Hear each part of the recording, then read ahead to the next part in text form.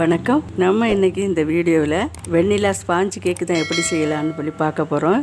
ரொம்ப ஈஸியாக செய்கிற மெத்தடில் நம்ம பார்க்கலாம். நான் இன்றைக்கி ஒரு மிக்ஸி ஜார் ஒன்று வச்சுருக்கேன். இதில் 2 முட்டையை அடித்து ஊற்றிடலாம்.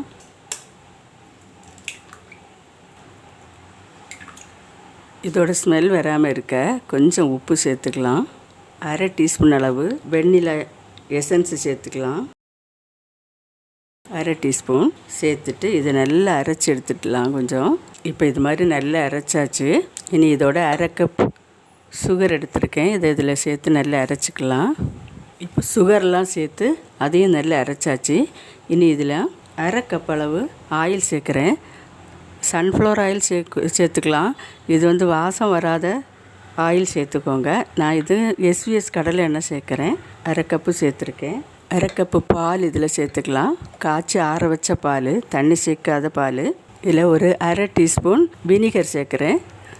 சேர்த்துட்டு இதையும் நல்லா அரைச்சி எடுத்துக்கலாம். இப்போ எல்லாம் சேர்த்து நல்லா அரைச்சி இது மாதிரி எடுத்து வச்சுருக்கேன். இது ஒரு பவுலில் சேர்த்துக்கலாம்.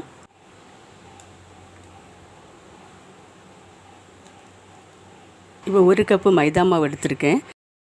இதே கப்புக்கு தான் எல்லா பொருட்களையும் ஒரே அளவுக்கு எடுங்க. அப்போ தான் சரியாக அமையும். இல்லை 1 teaspoon baking powder, 1/2 teaspoon baking soda இதையும் இதில் சேர்த்துக்கலாம். சேர்த்துட்டு இதை நல்லா மிக்ஸ் பண்ணிவிட்டு அரிசி அதில் சேர்த்துக்கணும். இதில் அரிசி சேர்த்துடலாம். இப்போ இதை நல்லா விஸ்கால கலந்து விட்டுடலாம்.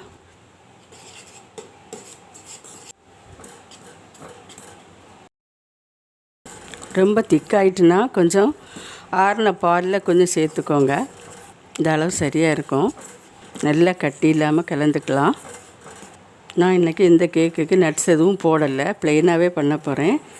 நல்லா கட்டி இல்லாமல் கலந்து விட்டுடலாம். இப்போ நல்லா கலந்தாச்சு. இது அப்புறம் வச்சிடலாம். நான் குக்கர் எடுத்திருக்கேன். அதில் ஒரு பட்டர் ஷீட்டு போட்டு வச்சுருக்கேன். இதில் எண்ணெய் தடவிடலாம்.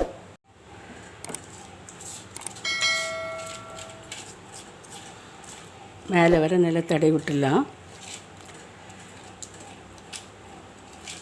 நல்லா தடவியாச்சு. இனி கேக் பேட்டர் எடுத்து விட்டுடலாம்.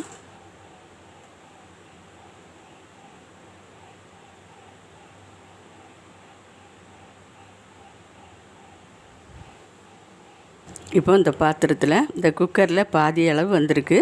இதை கொஞ்சம் பபிள்ஸ் எல்லாம் போகிறதுக்கு லைட்டாக தட்டி விட்டுக்கலாம். இப்போ தோசை தவா ஒன்று அடுப்பில் வச்சுருக்கேன். இதை தீப்பற்ற வச்சுட்டு ஒரு 5 நிமிஷம் இதை நல்லா சூடு பண்ணிக்கலாம். இது கொஞ்சம் நல்லா சூடானதும் அப்புறம் அடுப்பை சிம்மில் வச்சு நம்ம ஊற்றி வச்சுருக்கிற கேக்கை நடுவில் வைக்கணும். இப்போ தவா நல்லா சூடாக இருக்குது. இது மேலே குக்கரை மூடி வைக்கணும். கேஸ்கட் போடணும், வெயிட் போடாமல் வைக்கணும். இது நடுவில் வச்சிடலாம்.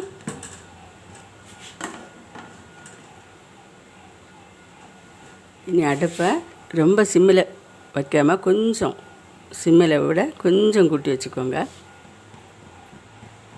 இப்போ நான் காமிக்கிறேன்.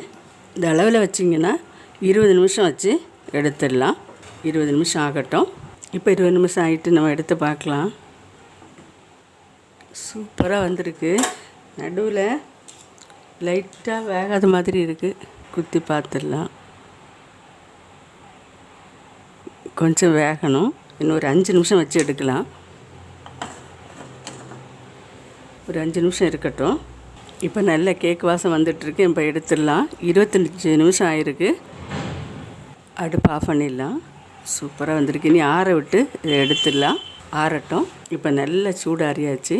இதை நீ எடுத்துடலாம். சைடில் கொஞ்சம் அந்த கத்தியால் லைட்டாக எடுத்து விட்டுட்டு